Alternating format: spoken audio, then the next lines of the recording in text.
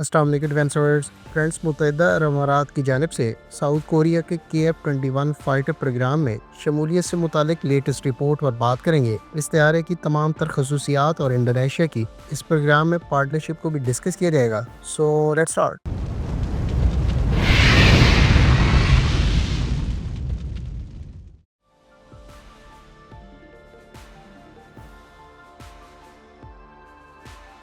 Friends, south Korea की जानिब से पहली मरतबा तस्दीक की गई है कि उसकी एयरफोर्स और मुत्तहिदा अरब अमारात की एयरफोर्सेज ने इस साल के अवाइद में UAE में मुश्तरका एक्सरसाइज कंडक्ट की थी, जिसमें पहली मरतबा कोरिया के तैयार करदा MSAM यानी medium range surface to air missile systems ने दीगर एसेट्स के साथ इस क्लासिफाइड एक्सरसाइज में शिरकत की। ख्याल रहे कि UAE ने 2022 में साउथ कोरिया से $3.5 अरब की लागत से MSAM एक्वायर किए थे, जिनकी डिलीवरीज UAE को गालबन 2023 के एंड पर की गई थी। इस बारे में मजीद कहा गया है कि इन surface to air missile systems ने UAE और कोरिया की मुश्तरका कमांड के साथ रियल टाइम सिनेरियो में इंटीग्रेटेड फॉर्म में परफॉर्म किया। इधर UAE की एयरफोर्सेस के सीनियर ऑफिशियल ने गुज़श्ता रोज अपने सरकारी दौरे के दौरान कोरियन एयरफोर्स के चीफ ऑफ स्टाफ के साथ मुलाकात की, जिसमें दोनों मालिक की एयरफोर्सेस के दरमियान ताउन को मजीद बढ़ाने से मुतालिक इत्तफाक हुआ। इस मुलाकात के हवाले से कोरियन मीडिया में रिपोर्ट शेयर की गई है कि अगले रोज UAE की एयरफोर्स के सीनियर ऑफिशियल सदर के साथ होने वाली मुलाकात में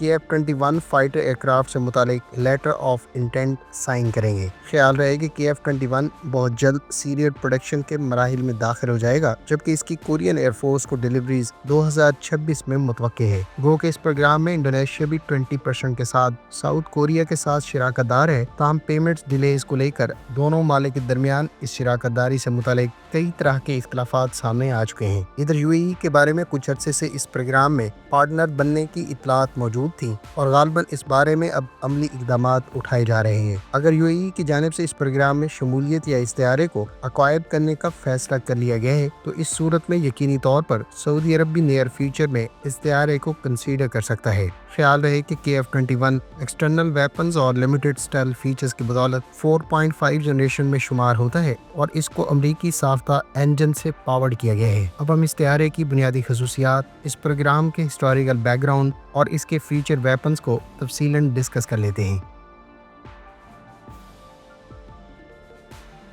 साउथ कोरिया KF-21 से अपनी एयरफोर्स के ज़ेर इस्तेमाल F4 फैंटम और F5 तैयारों को रिप्लेस करेगा। तकरीबन $8 अरब मालियत के इस प्रोजेक्ट में इंडोनेशिया 20% इन्वेस्टमेंट के साथ शिराकतदार है। ट्विन इंजन KF-21 को दो general electric F414 GE200K engine से पावर्ड किया गया है। इनमें से हर एक इंजन इसे 22,000 पाउंड यानी 98 किलो न्यूटन थ्रस्ट प्रोवाइड करता है। ग्रिपन के लेटेस्ट वर्जन, जिसको ग्रिपन E कहा जाता है, और तेजस MK2 के लिए इसी इंजन का ही इंतखाब किया गया है। KF-21 में हैनवा डिफेंस सिस्टम्स की तैयार करदा infrared search and track electro optical system का इस्तेमाल किया गया है। इस IRST के बारे में कंपनी का दावा है कि ये एक लाइट वेट और एयर टू एयर थ्रेट्स को ट्रैक करने जैसी सलाहियतों से इक्विप्ड है। फ्रेंड्स, अगर आप IRST की अफादियत और काम करने के तरीक़ाकार के बारे में जानना चाहते हैं तो इस टॉपिक पर कम्प्रिहेंसिव वीडियो का लिंक आपको एंड स्क्रीन पर मिल जाएगा। KF-21 के रेडार की बात करें तो इस पर हैनवा सिस्टम्स का तैयार करदा AESA रेडार इस्तेमाल किया जाएगा, जो इस वक्त टेस्टिंग के फेज़ में है और ये बहुत जल्द इन तैयारों पर इस्तेमाल के लिए रेडी होगा। कंपनी की जानिब से इस रेडार को दीगर यूरोपियन और इसराइली रेडार्स के हमपल्ला करार दिया गया है। इसी तरह से KF-21 में मकामी इलेक्ट्रो ऑप्टिकल टारगेटिंग पार्ट का भी इस्तेमाल किया जाएगा। कोरियन एरोस्पेस इंडस्ट्रीज़ की तरफ से फराहम करदा मालूमात के मुताबिक KF-21 55.4 फीट की लंबाई और 36.7 फीट का विंग स्पैन रखता है। वाज़ेह है कि F-35B की डायमेंशन भी तकरीबन KF-21 की तरह है। F-35B 51 फीट लंबाई और 35 फीट का विंग स्पैन रखता है। दो F414-400 इंजन की बदौलत KF-21 की full after burner thrust 44,000 pound यानी 186 किलो न्यूटन है। इसकी पेलोड कैपेसिटी 7,700 किलोग्राम, जबकि दूसरी जानिब इसके कंपैरिजन में अगर F-35B की बात करें तो इसकी पेलोड कैपेसिटी 8,200 किलोग्राम है। KF-21 मार्क 1.8 की स्पीड से फ्लाई कर सकता है। KF-21 को बुनियादी तौर पर F-35 और F-16 के दरमियान गैप को फिल करने के लिए तैयार किया जा रहा है। کو کہ اس کا ابتدائی بلاک 4.5 جنریشن میں شمار ہوگا، لیکن اس کا ریڈار سگنیچر ساؤتھ کوریا کے زیر استعمال F-15 کے سلیم ایگل اور اس کے advance version strike eagle plus F-16 CD سے کم ہوگا۔ KF-21 پر ٹوٹل 10 ہارڈ پوائنٹ موجود ہوں گے، جس میں سے 4 انڈر بیلی اور 6 انڈر ونگز موجود ہوں گے۔ اس پر زیادہ تر ویسٹرن اوریجن کے ویپنز استعمال کیے جائیں گے۔ بلاک 1 کے انڈر بیلی 4 ہارڈ پوائنٹس پر air to air missiles carry کیے جا سکیں گے۔ اس مقصد کے لیے یورپین کنسورشیم MBDA کا Meteor air to air missile منتخب کیا جا چکا ہے، وہ کہ ساؤتھ کوریا اپنے پریسیشن گائیڈڈ میلیشیاز تیار کر رہا ہے۔ تاہم KF-21 پر گائیڈڈ کٹ سے لیس MK-80 سیریز کے بامز اور یورپین ٹورس کروز میزائل کو کیری کیا جا سکے گا۔ ساؤتھ کوریا کے بارے میں رپورٹس ہے کہ وہ اپنے KF-21 کے 3 نئے ویریئنٹس بنائے گا۔ ان میں سے ایک KF-21E1، دوسرا EX اور تیسرا SA ورژن ہوگا۔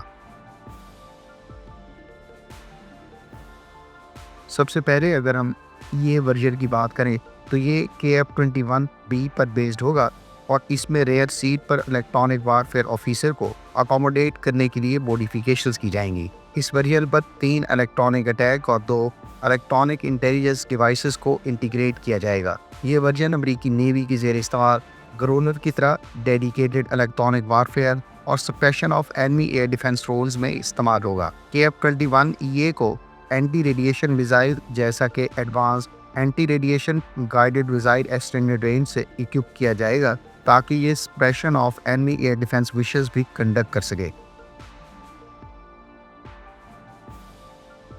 KF-21 کے ایک اور ویریئنٹ EX میں انٹرنل ویپن بے یعنی IWB کے لیے اس میں موڈیفیکیشنز کی جائیں گی۔ اس چینج سے KF-21 کے ریڈار سگنیچر میں کمی لانے میں مدد ملے گی۔ یہ internal weapon bay 4 Meteor air to air missiles یا پھر 6 ایئر ٹو گراؤنڈ ویپنز کو اکوموڈیٹ کر سکے گی۔